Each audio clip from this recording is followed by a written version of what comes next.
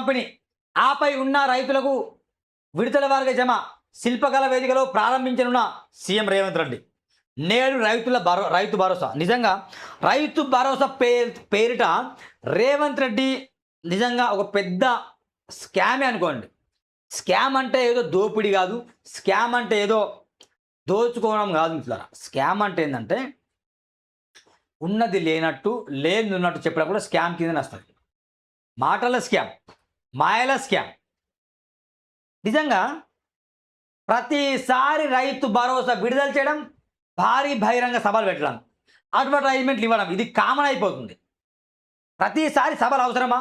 నిజంగా రైతు భరోసా మీకు ఇవ్వాలని అనిపిస్తే మీరు ట్విట్టర్లో పెట్టండి, మీ ఫేస్బుక్లో పెట్టుకోండి, ఏదో ఇన్స్టాగ్రామ్లో పెట్టండి, సామాజిక మాధ్యమాల్లో వైరల్ చేయండి, మీ కార్యకర్తలకు చెప్పండి, మీ ఎమ్మెల్యేలకు చెప్పండి, మీ ఎమ్మెల్సీలకు చెప్పండి, మీ మంత్రులకు చెప్పండి, చెప్పేసి నియోజకవర్గాల్లో వైరల్ చేయమని చెప్పండి, ఒక పేపర్ స్టేట్మెంట్ ఇవ్వండి, సరిపోతుంది. కానీ దానికోసం బహిరంగ సభలు పెట్టేసి ఇప్పటికీ ఎన్నోసార్లు బహిరంగ సభలు, ఎన్నో పత్రికలకు పేపర్ యాడ్లు, దేనికోసం?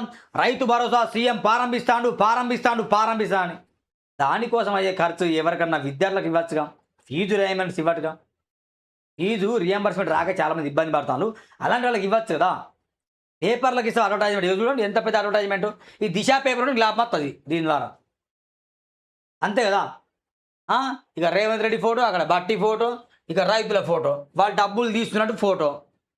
ఏంది తమాషా అర్థం కాదు. అరే భయ్, నువ్వు డబ్బులు ఇచ్చాయి సంతోషంగా. డబ్బులు ఏమన్నా ఇంట్లోకి వెళ్ళి ఇస్తానవా? నువ్వు సంపాదించిన డబ్బులు ఇస్తానవా? నువ్వు రియల్ ఎస్టేట్ రంగంలో విపరీతం సంపాదించావు కదా, ఆ సంపాదించిన డబ్బు ఏమైనా ఇస్తానవా? పేద ప్రజలకు డబ్బులు ఇచ్చేది అప్పు చేసి ఇస్తున్నావు నువ్వు. ఆ అప్పు చేసి ఇవ్వడానికి మళ్ళీ నువ్వు సభలు పెడుతున్నావు, మళ్ళీ అడ్వర్టైజ్మెంట్ ఇస్తున్నావు, మళ్ళీ అప్పు చేస్తాను. దీనికి మళ్ళీ మిత్తి కట్టాలి. మీ ప్రభుత్వం పోతుంది, మళ్ళీ బీజేపీ, మళ్ళీ బీఆర్ఎస్ వచ్చిందనుకో, మళ్ళీ ఈ డబ్బులు మళ్ళీ కట్టాలి. ఈ పెద్ద కథ దందా, ఇదో పెద్ద స్కామ్. రైతు బంధు, రైతు భరోసా ఇస్తామని చెప్పేసి పేపర్లో అడ్వర్టైజ్మెంట్ ఇవ్వడం పెద్ద స్కామే. ఎందుకు ఇవ్వాలి అసలు?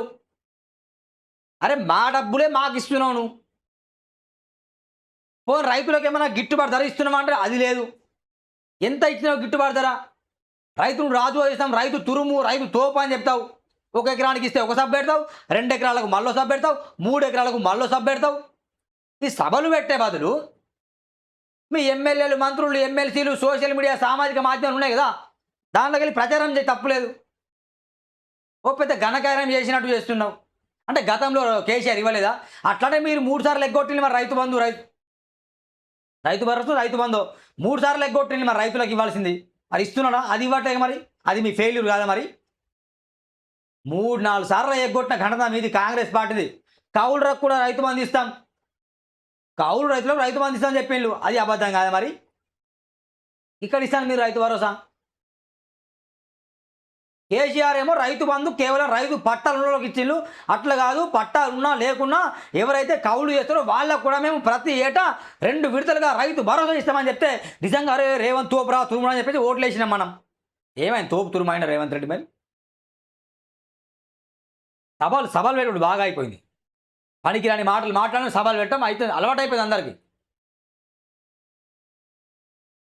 రైతు భరోసా నిధుల విడుదల కార్యక్రమం, ప్రతి రైతుకు ఎకరానికి 12,000 పెట్టుబడి సాయం, 9 రోజుల్లో 9,000 కోట్ల పంపిణీ.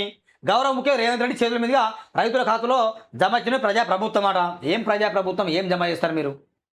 ఇది అడ్వర్టైజ్మెంట్. దీనికి ఇవ్వాల్సిన డబ్బుతోనే ఒకరి ఫీజు వెళ్తుంది. ప్రతి ఏడు అడ్వర్టైజ్మెంట్లు ఎక్కువైపోయింది.